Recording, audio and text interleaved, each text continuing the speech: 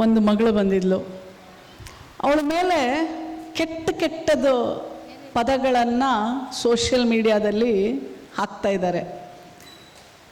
ಅವಳು ಎಷ್ಟು ಕಣ್ಣೀರಿಡ್ತಾ ಹೇಳ್ತಾ ಇದ್ಲು ಅಂದರೆ, ಹೆಂಗೆ ಮೇಡಮ್ ಹೆಂಗೆ ನಾನು ಎಲ್ರಿಗೂ ಮುಖ ತೋರಿಸ್ಲಿ? ನಾನು ಪಬ್ಲಿಕ್ ಲೈಫಲ್ಲಿ ಇರುವಂಥ ಒಂದು ಮಗಳು, ನನ್ನ ಬಗ್ಗೆ ಕೆಟ್ಟದಾಗೆಲ್ಲ ಆಗ್ತಾ ಇದ್ದಾನೆ. ಒಂದು ಹುಡುಗ ಆಗ್ತಾ ಇರೋದು ಅಂದರೆ ಒಬ್ಬ ಗಂಡ್ಸ್ ಮಗ. ನಾನು ಫಸ್ಟ್ ಅವಳಿಗೆ ಅಳೋದು ನಿಲ್ಸವ ಅಂತ ಹೇಳಿದೆ. ಕೆಟ್ಟದಾಗಿ ಅಂದರೆ ನಿಮಗೆ ಗೊತ್ತು ಯಾವ ಥರ ಪದಗಳನ್ನು ಉಪಯೋಗ ಮಾಡಿ ಬರೀತಾರೆ ಅಂತ.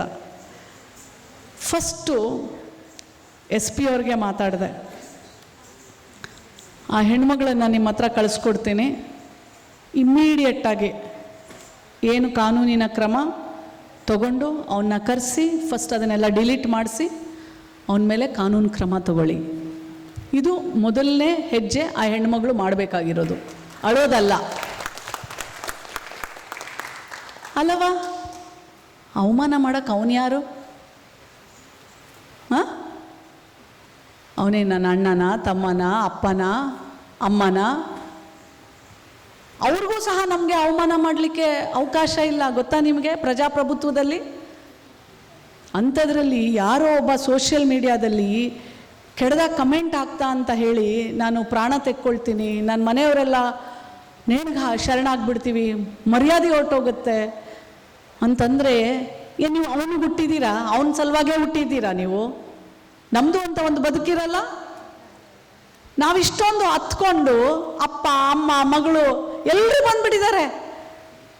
ಮೇಡಮ್ ನೀವೇನಾದ್ರು ಮಾಡಲಿಲ್ಲ ಅಂದರೆ ನಾನು ನೇಣಿಗೆ ಶರಣಾಗ್ಬಿಡ್ತೀವಿ ನಾವೆಲ್ಲ, ಇಡೀ ಫ್ಯಾಮಿಲಿ. ಹಂಗಂದ್ರೆ ಏನು?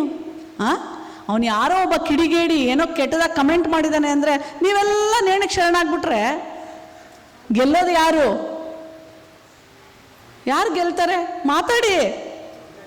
ಗೆಲ್ಲೋದು ಯಾರು ಅಲ್ವಾ? ಗೆಲ್ಬೇಕು ಯಾರು? ಆಯ್ತಪ್ಪ, ನೀನು ಕೆಟ್ಟದಾಗ ಕಮೆಂಟ್ ಮಾಡಿದ್ಯಲ್ಲ, ಅದ್ರ ಮೇಲೆ ಏನೈತೆ ನಿನಗೆ ಮಾಡೋಕ್ಕೆ? ಅದಾದ್ಮೇಲೆ ಏನು? ಅದಾದ್ಮೇಲೆ ಏನಿದೆಯಪ್ಪ ನಿಂದು? ನೀನು ಎರಡೇ ಯೂಸ್ ಮಾಡೋಕ್ಕಾಗೋದು. ಆ ಎರಡು ಪದಗಳಾದಮೇಲೆ ಮುಂದಕ್ಕೇನು ನಿಂದು? ಏನೂ ಇಲ್ಲ. ಅದನ್ನು ಮೆಟ್ಟಿ ನಿಲ್ಲುವಂಥ ಮಗಳೇ ಮುಂದೆ ಸಮಾಜದಲ್ಲಿ ಹೋರಾಟದ ಧ್ವನಿ ಆಗಬೇಕಾಗಿದೆ. ಆ ಹೆಣ್ಣು ಮಗಳಿಗೆ ಫಸ್ಟ್ ಹೇಳಿದ್ದು ನಾನು, ಫಸ್ಟ್ ಕಣ್ಣೀರು ಒರೆಸ್ಕೊ. ಅವ್ರ ಮನೆಯವ್ರಿಗೆಲ್ಲ ಅಲ್ಲ, ನೇಣಿಗೆ ನೀವು ಶರಣಾಗ್ತೀರಾ? ಹಂಗಿದ್ರೆ ನೀವು ನನ್ನ ಹತ್ರ ಯಾಕೆ ಬಂದ್ರಿ ಅಂತ ಕೇಳಿದೆ. ಕಾನೂನು ಪ್ರಕಾರ ಕ್ರಮ ತಗೋಬೇಕು. ಇಂಥವು ಎಷ್ಟೇ ಸಾವಿರ ಬಂದರೂ ಎದುರಿಸೋ ಶಕ್ತಿ ನಿಮ್ಮಲ್ಲಿರಬೇಕು. ಅವನಂಗೆ ನಂದ ಅಂದ ತಕ್ಷಣ ನಾನು ಆಗ್ತೀನೇನ್ರವ? ಒಂದು ಸಮಾಜದಲ್ಲಿ ಗುರ್ತಿಸ್ಕೊಳ್ಳೋ ಯಾವುದೇ ಒಂದು ಹೆಣ್ಣುಮಗಳನ್ನು ಬಿಡ್ತಾರೇನವ? ಬಿಡ್ತಾರಾ? ಒಂದೇ ಅಂತಾರೆ. ಬರೀ ಗಂಡು ಮಕ್ಕಳೇ ಅಂತ ಅನ್ಕೋಬೇಡ್ರಿ, ಹೆಣ್ಮಕ್ಳು ಅಂತಾರೋ ಇಲ್ಲ ನೋಡಿ. ಅದಕ್ಕೆ ಚಪ್ಪಾಳೆ ಜಾಸ್ತಿ, ಅದು ಹೆಣ್ಮಕ್ಳೇ ಹೊಡಿತಾರೆ ಅಂದರೆ ಅದು ಸತ್ಯ ಅಂತಾಯ್ತು. ನಾನು ಹೇಳೋದು, ಹೆಣ್ಣು ಮಗಳಾದರೂ ಅನ್ಲಿ ಗಂಡು ಮಕ್ಕಳಾದರೂ ಅನ್ಲಿ, ನೀನೊಬ್ಳು ಹೆಣ್ಮಗಳು ಹೆಂಗಿರ್ಬೇಕು ಗೊತ್ತೇನವ? ಅದಕ್ಕೆಲ್ಲ ತಲೆನೇ ಕೆಡಿಸ್ಕೋಬಾರ್ದು, ಬಟ್ ಬುದ್ಧಿ ಕಲಿಸ್ಬೇಕು. ಅದಾದ್ಮೇಲೆ ಅವನು ಏನು ಅನ್ನಕ್ಕೇನೂ ಇಲ್ಲ, ಎದುರುಗಡೆ ಬಂದು ಅನ್ನಕ್ಕೇನು ಧೈರ್ಯ ಇಲ್ಲ. ಎಲ್ಲೋ ಕೂತ್ಕೊಂಡು ರೂಮಲ್ಲಿ ಟೈಪ್ ಮಾಡಿಬಿಟ್ಟು ಫೇಸ್ಬುಕ್ಕು ಇನ್ಸ್ಟಾದೆಲ್ಲ ಹಾಕಿಬಿಟ್ರೆ ನೀನು ಗಂಡ್ಸಲ್ಲದ. ಅವ್ರು ಅಂದ್ಕೊಳ್ತಾರೆ ಏನೂ ಇಲ್ಲ ಅಂತ. ನಾವಿಬ್ಬರಿಗೆ ಜೈಲ್ಗೆ ಹಾಕ್ಸಿದ್ದೀವಿ. ಆಮೇಲೆ ಅವ್ರು ಇಡೀ ಮನೆಯವರೆಲ್ಲ ನನ್ನ ಫ್ಯಾನ್ ಅಂತೆ.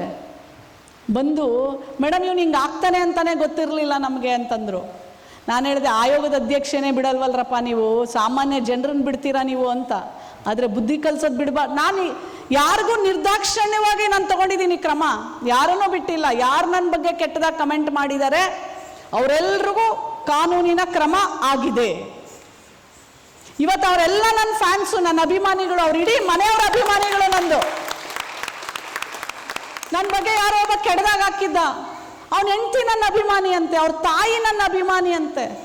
ಮೇಡಮ್ ನಮಗೆ ಗೊತ್ತೇ ಇಲ್ಲ ಈ ಹುಡುಗ ಈ ಥರ ನಿಮ್ಮ ಬಗ್ಗೆ ಬರೆದಿದ್ದಾನೆ ಅಂತ. ಅವನಿಗೆ ಸುಮಾರು ಫಾಲೋವರ್ಸ್ ಇದ್ದಾರೆ. ಒಂದೊಂದು ಕಮೆಂಟ್ಗಳು ಒಂದೊಂದು ವಿಡಿಯೋ ನನ್ನ ಬಗ್ಗೆ ಹಾಕಿರ್ತಾರೆ, ಮಿಲಿಯನ್ಸ್ ಗಟ್ಟಲೆ ಓಡಿರುತ್ತೆ. ತಲೆ ಕೆಡಿಸ್ಕೊಳ್ಳಲ್ಲವ ನಾನು ಮಾಡೋದು ಒಳ್ಳೆ ಕೆಲಸ. ನಾನೊಬ್ಳು ಕಣ್ಣೀರು ಒರೆಸೋದು, ಅವಳಿಗೆ ಶಕ್ತಿ ತುಂಬೋದು, ಹೋರಾಟ ಮಾಡೋಕ್ಕೆ ಹೇಳ್ಕೊಡೋಕ್ಕೆ ರೆಡಿ ಮಾಡೋದು ನಾನು. ನೀವು ನನ್ನ ಬಗ್ಗೆನೇ ಮಾತಾಡಿದ್ರೆ ನಾನು ಅನ್ಸ್ಟಾಪಬಲ್ ಅವ. I am unstoppable. ನೀವು ಯಾರು ಏನೇ ಅಂದರೂ ನನ್ನನ್ನು ಸ್ಟಾಪ್ ಮಾಡ್ಲಿಕ್ಕೆ ಸಾಧ್ಯನೇ ಇಲ್ಲ. ಯಾಕೆಂದರೆ ನೀವು 10% ಇದ್ದರೆ 90% ಜನ ನನಗೆ ಬರೀ ಆಶೀರ್ವಾದ, ಹಾರೈಕೆ, ಪ್ರೀತಿ, ಮಮಕಾರ, ಮಮತೆ. ಅಯ್ಯೋ, ಇಲ್ಲಿ ಇಬ್ಬರು ಹೆಣ್ಮಕ್ಳಿಗೆ ನಾನು ಹಾರ ಹಾಕ್ತಿದ್ದೆ, 2 ಹೆಣ್ಮಕ್ಳು ಅಳ್ತಾಯಿದ್ರು. ಮೇಡಮ್ ನಿಮ್ಮ ಕೈಯಲ್ಲಿ ನಾವು ಹಾಕ್ಸ್ಕೊಳ್ಳೋದಾ? ಎಷ್ಟು ಪುಣ್ಯ ಮಾಡಿದ್ದೀವಿ. ಏನಿಲ್ಲವ, ನನ್ನ ತಾಯಿ ಅಷ್ಟೇ, ನಾನು ಏನು ಕೆಲಸ ಮಾಡಿಲ್ಲ, ನನ್ನ ಜವಾಬ್ದಾರಿ ನಾನು ಮಾಡಿದ್ದೀನಿ.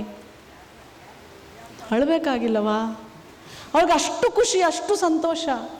ನಾನಿಷ್ಟೇ ಹೇಳೋದು ಹೆಣ್ಮಕ್ಳಿಗೆ, ಒಂದು ವೇದಿಕೆ ಮೇಲೆ ಒಂದು ಹೆಣ್ಮಗಳು ಬಂದ್ರೂ ಕೆಳಗಡೆ ಕೂತವರೆಲ್ಲ ಆಡ್ತಾ ಇರ್ತಾರೆ.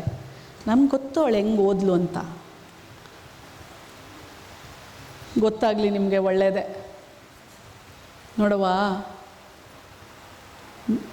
ನಡೆಯೋ ದಾರಿ ಸುಗಮವಾಗಿ ಸ್ಮೂತಾಗಿದ್ದರೆ ನಾವು ಎಲ್ಲೂ ಹೋಗೋದಿಲ್ಲ, ನಾವು ಮನೆಯಲ್ಲೇ ಇರ್ತೀವಿ. ಆದರೆ ನಮ್ಮ ಗುರಿ ದೊಡ್ಡದಾಗಿದ್ದರೆ ಇಂಥ ಎಲ್ಲ ಅಪಮಾನ, ಅವಮಾನ, ಸೋಲು, ಸವಾಲುಗಳು ಬರ್ತಾ ಇರ್ತವೆ. ಅದಕ್ಕೆಲ್ಲ ತಲೆ ಕೆಡಿಸ್ಕೊಳ್ದೆ ನಡ್ಕೋತಾ ನಿಮ್ಮ ಕಷ್ಟದ ದಾರಿಯಲ್ಲಿ ನೀವು ಏನು ಸಾಧಿಸಬೇಕು ಗುರಿ, ಅಲ್ಲಿ ನಡೀತಾ ಹೋದಾಗ ಮಾತ್ರನೇ ನಿಮ್ಮ ಗೆಲುವು, ನಿಮ್ಮ ಯಶಸ್ಸು. ಯಾರಿಗೆ ಇಲ್ಲ? ಹೆಣ್ಣು ಮಕ್ಕಳಂದರೆ ಜಾಸ್ತಿ ಇರುತ್ತೆ, ಗೊತ್ತಾಯ್ತೇನ್ರವ? ಹಂಗೆ ಹೇಳಿ ಆ ಹೆಣ್ಣು ಮಗಳನ್ನು ಹೇಳಿ ಕಳಿಸ್ದೆ, ಫೋನ್ ಮಾಡಿ ಕಳಿಸ್ದೆ. ಒಂದಾಯ್ತಾ? 2ನೇದು ಹೇಳ್ತೀನಿ. 2 ಮಕ್ಕಳಿದ್ದಾರೆ, 2 ಹೆಣ್ಮಕ್ಳು. ಕರ್ಕೊಂಬಂದ್ಲು. ಅವಳಿಗೆ ಗೌರ್ಮೆಂಟ್ ಕೆಲಸ ಇದೆ. ಗಂಡ ದಿನ ಹೊಡೆಯೋದು, ಅನೈತಿಕ ಸಂಬಂಧ.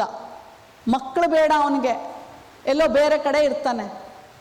ಇಷ್ಟು ಅಳ್ತಿದ್ಲು, ಅವನು ಬೇಕು ಅಂತ. ನಾ ಫಸ್ಟ್ ಅವಳಿಗೆ ಹೇಳಿದೆ, ನೋಡುವ, ಅವನ ಅನೈತಿಕ ಸಂಬಂಧ ಇಟ್ಕೊಂಡಿದ್ರೆ ಅವನ ಮೇಲೆ ಕೇಸ್ ಹಾಕು, DV ಆ್ಯಕ್ಟ್, ಕೌಟುಂಬಿಕ ದೌರ್ಜನ್ಯದ ಅಡಿ ಅವನ ಮೇಲೆ ಚೀಟಿಂಗ್ ಕೇಸ್ ಹಾಕು, ಆಯಿತಾ? ಅವನು ಬೇಕು ತಾನೇ, ಅವನಿಗೆ ಕಾನೂನು ಪ್ರಕಾರನೇ ಅವನಿಗೆ ಬುದ್ಧಿ ಕಲಿಸ್ಬೇಕು. ನಾವು ಹೇಳಿದ್ರೆ ಕಲಿಯೋಲ್ಲ. ಏನು ಮಾಡೋದು ನಾವು? ಕೌನ್ಸಿಲಿಂಗ್ ಮಾಡಿದ್ವಿ, ನೀ ಕೇಳದೆ ಓಡೋದ್ರೆ ಏನು ಮಾಡ್ಬೇಕು ನಾವು? ಕಾನೂನು ಕೈಗೆ ತೊಗೋಬೇಕು, ಪೊಲೀಸವ್ರ ಸಹಾಯ ತಗೋಬೇಕು, ಹೌದಾ ಇಲ್ವಾ? ಬಟ್ ನೀನು ಯಾಕೆ ಅಳ್ತೀಯ? ದೊಡ್ಡ ಮಗಳು ಫುಲ್ ಡಿಪ್ರೆಷನ್ನು. ಅಂದರೆ ಅವಳಿಗೆ ತಂದೆ ಬೇಕು. ತಂದೆನ ಮಕ್ಕಳು ಪ್ರೀತಿ ಮಾಡ್ತಾರಲ್ವ? ಬಟ್ ಆದರೆ ಅವನು ಅನೈತಿಕ ಸಂಬಂಧದಲ್ಲಿ ಮಜಾ ಮಾಡ್ತಾ ಇದ್ದಾನೆ, ಅವನಿಗೆ ಮಕ್ಕಳೂ ಬೇಡ. ಏನು ಹೇಳ್ಬೇಕವ ನಾವು? ಆ ದೊಡ್ಡ ಮಗಳು ಅಳ್ತಾ ಇದ್ದಿದ್ದು ನೋಡಬೇಕಿತ್ತು ನೀವು ಇವತ್ತು. ನನಗೆ ಹೇಳ್ತಾ ಇದ್ಲು. ನಂಗೆ ಅದೇನೋ ಮಕ್ಕಳು ಏನಾದ್ರು ಆ ಥರ ಎಲ್ಲ ಹೇಳ್ಬಿಟ್ರೆ ಭಾಳ ನೋವಾಗುತ್ತೆ ನನಗೆ. ಅವ್ರು ಏನು ಹೇಳ್ತಾ ಇದ್ಲು ಅಂದರೆ, ಮೇಡಮ್ ನಮ್ಮ ಅಪ್ಪನ್ನ ಕರೆಸಿ, ನಮಗೆ ನಮ್ಮ ಅಪ್ಪ ಬೇಕು ಅಂತ. ನಾನು ಫಸ್ಟು ಆ ತಾಯಿಗೆ ಏನು ಹೇಳಿದ್ದು ಗೊತ್ತಾ? ಮಕ್ಕಳ ಮುಂದೆ ಅಳಬೇಡಿ. ಮಕ್ಕಳು ಸೈಲೆಂಟ್ ಅಬ್ಸರ್ವ್ ಮಾಡ್ತಿರ್ತಾರೆ ನಮ್ಮನ್ನು. ನಾವು ಖುಷಿಯಾಗಿ, ನಾವು ಒಳ್ಳೆ ರೀತಿಯಲ್ಲಿ ಮನೆಯಲ್ಲಿ ನಡ್ಕೋತಾ ಇದ್ದರೆ ಮಕ್ಕಳು ಹಾಗೆ ಖುಷಿಯಾಗಿ ಒಳ್ಳೆಯದನ್ನು ಕಲ್ತ್ಕೊಳ್ತಾ ಹೋಗ್ತಾರೆ. ನಾವು ಪ್ರತಿದಿನ ಅಳ್ಕೊಂಡು, ಪ್ರತಿದಿನ ನಾವು ಮನೆಯಲ್ಲಿ ಒಂದು ಮೂಲೆಯಲ್ಲಿ ಕೂತ್ಕೊಂಡು ಏನೋ ಮಾಡ್ದಂಗೆ ಬರೋರ ಮುಂದೆ ಹೋಗೋರ ಮುಂದೆ ಬರೀ ಅದೇ ಹೇಳ್ತಾ ಇದ್ದರೆ ಮಕ್ಕಳ ಮನಸ್ಸು, ಮಕ್ಕಳ ಬೆಳವಣಿಗೆ ಮೇಲೆ ತುಂಬ ಎಫೆಕ್ಟ್ ಆಗುತ್ತೆ. ಈ ಥರ ಹೋರಾಟ ಮಾಡ್ತಾ ಇರೋ ತಾಯಂದಿರಿಗೆಲ್ಲ ನಾನು ಹೇಳೋದಿಷ್ಟೇ, ನೀವು ಹೋರಾಟ ಮಾಡಿ, ಆದರೆ ನಿಮ್ಮ ನೋವುಗಳು, ನಿಮ್ಮ ಸಂಕಟ, ನಿಮ್ಮ ದುಃಖ ದುಮ್ಮಾನಗಳು ಆ ಪುಟ್ಟ ಮಕ್ಕಳಿಗೆ ಏನೋ ಗೊತ್ತಿರಲ್ಲ, ಅವರು ಮುಂದೆ ಹೇಳ್ಕೋಬೇಡಿ. ಯಾಕಂದರೆ ಅವರು ಬೆಳೆಯೋ ಮಕ್ಕಳು. ಬಟ್ ನೀವು ಹೋರಾಟ ಮಾಡಿ ಬೇಡ ಅಂತ ಹೇಳೋದಿಲ್ಲ ನಾನು. ಅವಾಗ ನಾನು ಹೇಳಿದೆ, ನೋಡವ್ವ, ಏನೂ ಇರಲ್ಲ, ಓಡಿಸ್ಬಿಟ್ಟಿರ್ತಾನೆ. ನಿನಗೆ ಗೌರ್ಮೆಂಟ್ ಕೆಲಸ ಇದೆ, ಸರ್ಕಾರಿ ಕೆಲಸ ಇದೆಯವ್ವ ನಿನಗೆ, ನೀನು ಹೆದರ್ಕೋಬೇಕಾ ನೀನು? ಅರ್ಧ ನಿನ್ನ ಮಕ್ಕಳನ್ನು, ಆಮೇಲೆ ನಿನ್ನ ಮಕ್ಕಳು ನಿನಗೆ ಸಾಕಕ್ಕೆ ಯೋಗ್ಯತೆ ಇದೆ. ಕಾನೂನು ಪ್ರಕಾರ ಅವನಿಗೆ ಏನೆಲ್ಲ ಕ್ರಮ ತಗೋಬೋದು ತಗೊಳ್ಳೋಣ. ಫಸ್ಟು ಹಳದು ನಿಲ್ಲಿಸು. ದೊಡ್ಡ ಮಗಳು ಡಿಪ್ರೆಷನ್ಗೆ ಹೋಗ್ಬಿಟ್ಟು ರೂಮಿಂದ ಆಚೆನೇ ಬರ್ತಿರ್ಲಿಲ್ವಂತೆ, ಊಟ ತಿಂದಿದ್ದು. ಮತ್ತು ದಿನ ನೀನು ಬೆಳಗ್ಗೆ ಸಾಯಂಕಾಲ ಅಳ್ತಾ ಕೂತ್ಕೊಂಡ್ರೆ ಆ ಮಗಳ ಮೇಲೆ ಹೆಂಗಾಗುತ್ತೆ ಹೇಳಿ? ಫಸ್ಟೇ ಅಪ್ಪ ಬೇರೆ ಕಡೆ ಹೋಗಿದ್ದಾನೆ. ಇರೋ ಒಂದು ತಾಯಿನೂ ದಿನ ಬೆಳಗ್ಗೆ ಎದ್ದು ಬರೀ ಹತ್ಕೊಂಡ್ರೆ ಏನಾಗುತ್ತೆ ಅಲ್ವೇನವ? ನಾನು ಇಷ್ಟೇ ಹೇಳೋದು ಎಲ್ಲ ಹೆಣ್ಮಕ್ಳಿಗೆ, ನಾವೇನು ಅವನಿಗೋಸ್ಕರ ಹುಟ್ಟು ಬಂದಿಲ್ಲ ಅಲ್ವಾ ಈ ಜಗತ್ತಲ್ಲಿ. ಮದುವೆ ಅನ್ನೋದೊಂದು ಪ್ರಕೃತಿ ನಾವು ಮಾಡ್ಕೊಂಡಿದ್ದೀವಿ, ನಡೀತಾ ಇದೆ ಸಂಸಾರ ಅಲ್ವೇನವ? ಇಲ್ದಿದ್ರೆ ತಲೆ ಯಾಕೆ ಕೆಡಿಸ್ಕೋಬೇಕು? ನಾ ಇನ್ನೊಬ್ಳ ಜೊತೆನೇ ಹೋಗ್ತೀನಿ ಎಷ್ಟು ದಿನ ಕರ್ಕೊಂಬಂದು ಇಟ್ಕೋಬೇಕು? ಕಾನೂನು ಪ್ರಕಾರ ಹೋರಾಟ ಬೇರೆ, ಆದರೆ ನಿಮ್ಮದು ಒಂದು ಬದುಕಿದೆ, ನೀವು ಸ್ವತಂತ್ರರು. ಇಷ್ಟೇ, ನೀವು ದುಡಿಬೇಕು. ಆರ್ಥಿಕವಾಗಿ ನೀವು ಸಬಲೀಕರಣರಾದರೆ, ನಿಮ್ಮ ಪರ್ಸಲ್ಲಿ ನಿಮ್ಮ ದುಡ್ಡಿದ್ರೆ ನೀವು ಸ್ವಂತ ನಿರ್ಧಾರ ತಗೊಳ್ರವ. ನಿಮ್ಮ ಬದುಕನ್ನು ನೀವು ಬದುಕ್ರವ. ನಾವು ಯಾರಿಗೋಸ್ಕರ ಹುಟ್ಟಿಲ್ಲವ, ನಾವು ನಮಗೋಸ್ಕರ ಹುಟ್ಟಿದ್ದೀವಿ. ನಿಮಗೋಸ್ಕರ ನೀವು ಬದುಕಬೇಕು. ಗೊತ್ತಾಯ್ತೇನ್ರವ? ಆಮೇಲೆ ನಾನೇನು ಪುರುಷ ದ್ವೇಷಿ ಎಲ್ಲ ಗಂಡು ಮಕ್ಳಿಗೆ ಹೇಳ್ತಾ ಇದ್ದೀನಿ, ಯಾರೂ ತಪ್ಪು ತಿಳ್ಕೊಬೇಡ್ರಪ್ಪ. ಯಾಕೆಂದರೆ ನಮ್ಮಪ್ಪ ನನ್ನನ್ನು ಓದಿಸ್ಲಿಲ್ಲ ಅಂದಿದ್ರೆ ನಾನು ಓದ್ತಾ ಇರಲಿಲ್ಲ. ನಮ್ಮೂರು ಮಾರೇನಹಳ್ಳಿ, ವಿಜಯನಗರ ಕೇಳ್ರಿ, ಅಲ್ಲಿ ವಿದ್ಯೆನೇ ಇಲ್ಲ. ನಾನು 7ನೇ ಕ್ಲಾಸಿಗೆ ಋತುಮತಿ ಆದಾಗ ಮದುವೆ ಮಾಡಬೇಕು ಅಂತ ಎದ್ದಿರ್ತಾರೆ ನಮ್ಮ ಮನೆಯಲ್ಲಿ. ನಮ್ಮಪ್ಪ ಹೇಳ್ತಾರೆ ನಮ್ಮ ಅಮ್ಮನಿಗೆ, ನನ್ನ ಮಗಳನ್ನು ನಾನು ಓದಿಸ್ತೀನಿ, ನಾನು ಮದುವೆ ಮಾಡಲ್ಲ ಅವಳಿಗೆ ಅಂತ. ನಮ್ಮ ತಂದೆ ನನ್ನನ್ನು ಓದಿಸಿದ್ರು. ನಾನು ಪ್ರತಿದಿನ ಕೂತ್ಕೊಂಡು ಇಡೀ ಹಳ್ಳಿಯಲ್ಲಿ ಕರೆಂಟ್ ಹೋಗ್ಬಿಟ್ರೆ ದೀಪ ಹಚ್ಕೊಂಡು ಹೋಗ್ತಾ ಇದ್ದೆ ನಾನು. ನಂಗೆ ಇನ್ನೂ ನೆನಪಿದೆ, ನಮ್ಮಮ್ಮ ಬೈಯೋರು, ಆ ದೀಪ ಎಲ್ಲ ಹಾಸಿಗೆ ಮೇಲೆ ಬಿದ್ದುಬಿಡುತ್ತೋ ಸುಟ್ಟೋಗ್ಬಿಡುತ್ತೋ ಅಂತ. ಅವಾಗೆಲ್ಲ ಸಪ್ರೇಟ್ ಏನು ರೂಮ್ಗಳು ಇರ್ತಾ ಇರಲಿಲ್ಲ. ಒಂದು ದೊಡ್ಡ ಹಾಲಲ್ಲಿ ಎಲ್ಲರೂ ಹಾಸಿಗೆ ಹಾಕ್ಕೊಂಡು ಕೆಳಗೆ ಮಲ್ಗ್ತಿದ್ವಿ. ಅಲ್ಲೇ ದೀಪ ಇಟ್ಕೊಂಡು ಓದ್ತಾ ಇರ್ತಿದ್ದೆ. ಒಂದು ಸಲ ದೀಪ ಹಾಸಿಗೆ ಮೇಲೆ ಬಿದ್ದು ಸುಟ್ಟೋಗ್ತಾ ಇದೆ, ನಂಗೆ ಗೊತ್ತೇ ಆಗಿಲ್ಲ. ನಾನು ಎದ್ದು ವಾಶ್ರೂಮ್ಗೆ ಎಲ್ಲ ಹೋಗಿ ನಮ್ಮಮ್ಮ ಎದ್ದು ಬೈತವ್ರು, ಇವಳಿ ಈ ರಾತ್ರಿ ಎಲ್ಲ ಓದ್ತಾ ಇರ್ತಾಳೆ ನೋಡಿ, ಹಾಸಿಗೆ ಎಲ್ಲ ಸುಟ್ಟೋಗ್ಬಿಡ್ತಿತ್ತು, ಮನೆ ಹತ್ಕೊಂಡು ಉರಿದ್ಬಿಡ್ತಿತ್ತು ಅಂತ. ನಮ್ಮಪ್ಪ ಅವಾಗ ಹೇಳಿದ್ರು ನಮ್ಮ ತಾಯಿಗೆ, ಅದು ನಮ್ಮಪ್ಪ ಅದು ಇದು ಅಂತ ಕರೆಯೋರು. ಆ ತಾಯಿ ಓದ್ತದಲ್ಲ ಬಿಡು, ಅದೇ ದೊಡ್ಡದು, ಏನಾಗೋದಿಲ್ಲ ಅಂತಂದರು. ಇಡೀ ಊರಿಗೆ ನಾನು ಮೊದಲನೇ ವಿದ್ಯಾವಂತೆ ಆದೆ, ಮೊದಲನೇ ಡಾಕ್ಟ್ರ್ ಆದೆ. ಇವತ್ತು ನೋಡಿ ಮಹಿಳಾ ಆಯೋಗದ ಅಧ್ಯಕ್ಷೆ ಆದೆ, ನಿಮ್ಮ ಸೇವೆ ಮಾಡ್ತಾಯಿದ್ದೀನಿ, ವೇದಿಕೆಗೆ ಬಂದಿದ್ದೀನಿ. ಶಿಕ್ಷಣ ಅಷ್ಟೊಂದು ಶಕ್ತಿ ಕೊಡುತ್ತೆ. ಹಾಗಾಗಿ ನೋಡೋಣ ಎಷ್ಟು ಜನ ನನ್ನಂಗೆ ಚೆನ್ನಾಗಿ ದಿನ ಓದ್ಬಿಟ್ಟು ನನ್ನಂಗೆ ಆಗ್ತೀರಾ? ಕೈ ಎತ್ತಿ ನೋಡೋಣ. ಯಾರ್ಯಾರು ನನ್ನಂಗೆ ಓದ್ತೀರಾ? ಹಾಂ, ಓದ್ತೀರಾ? ಎಲ್ಲಿ ಜೋರಾಗಿ ಹೇಳಿ, ಓದ್ತೀರಾ? ನನ್ನೆಲ್ಲ ಆಶೀರ್ವಾದ. Thank you so much.